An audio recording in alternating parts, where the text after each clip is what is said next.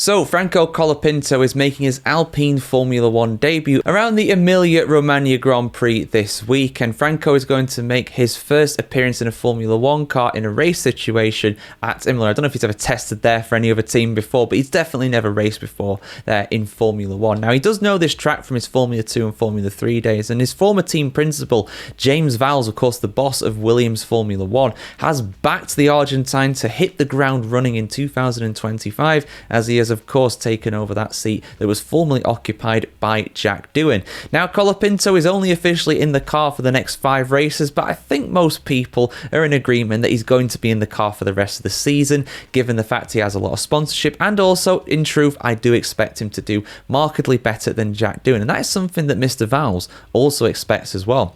So let's read why, here on the F1Chronicle.com, as always. Williams team principal James Vowles has expressed his support for team loanee Franco Colapinto, believing the young Argentine driver will thrive despite the current chaos within the Alpine team. And again, for those who've been living under a rock recently, Oliver Oakes has of course resigned because of their personal reasons, officially is the reason, at Alpine. Although there's a lot going on behind the scenes, do check out my videos going over there if you haven't already. I will link one of them at the end of this one if you haven't seen it, because, yeah, spoiler alert, the Mazepins are involved, allegedly. Colapinto has replaced Jack Doohan on a rotational deal lasting 5 races, joining Alpine as a reserve driver in January with the understanding that he would gain race experience in 2025. Colapinto's arrival at Alpine coincided with the unexpected departure of team boss Oliver Oakes last week, with Flavio Briatore stepping in to fill the role.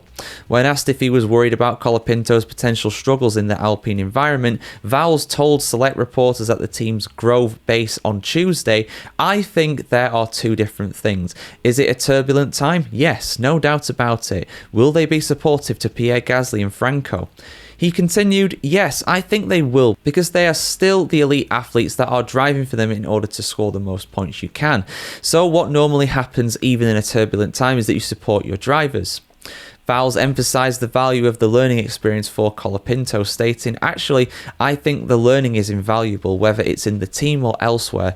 A, it's time on track. B, it's time and difficult environment, and if you come out of it, you'll only be stronger as a result, and Franco is strong. Hard times breed strong men," I guess is what he's basically saying there. And right now things are very difficult for Alpine. They're down in 9th place in the Constructors' Championship, and it's looking very difficult for any team to kind of break into the points, as Williams themselves have kind of put themselves into 5th overall in the Constructors, and even the likes of Haas find it very difficult to score any points during a Grand Prix weekend right now. The Williams boss also expressed his confidence in Colapinto's abilities, drawing parallels to his impressive performance as Logan Sargent's replacement last year.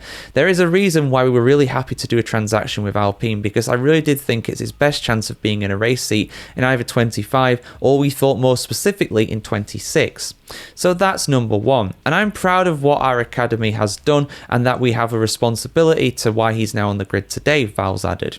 He further praised Colapinto's adaptability and speed, saying, "What you saw with us is that he got up to speed very quickly. I know he's immensely quick, so I think irrespective of whatever deadline they've set, they'll say that he'll do a good job in that period of time." I mean, I think he'll do well. I really do like Franco. I think he's a really good driver. I think he's really talented. I think the only thing for him really is just making sure that he's consistent. He did crash the Williams quite a few times last season, albeit, of course, that Williams I do believe was a very difficult car to drive, lest we forget how much Alex Albon also crashed the car. That's why, of course, Logan Sargent had to sit out in Australia, because Alex Albon wrecked the car in free practice.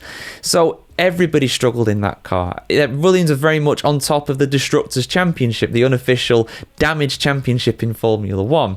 And that is not a championship you want to be anywhere near the top of, especially in a cost-cap era. I think Colapinto's going to do really well. I really do. But I think points, like I said, are going to be very difficult for him. That Alpine probably isn't the 9th fastest car on the grid.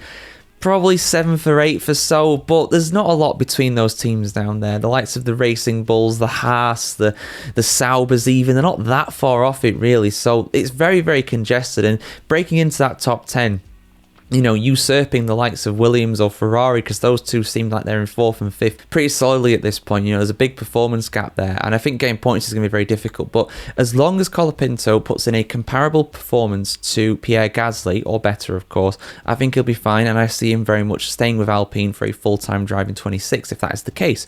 But guys, let us know what you think in the comments below. What can we expect from Colapinto on his Formula 1 return in 2025? Will he be that much better than Jack Doohan? Will he be significantly better? Will he beat Pierre Gasly in the same car? Your thoughts in the comments below. And of course, keep it subscribed to the channel to see much more content on the world of Formula 1 just like this. Have a fantastic day wherever you are in the world today, guys. And like I said, do check out the Oliver Oak situation video that I will link at the end of this one on YouTube if you haven't already, because it is absolutely wild.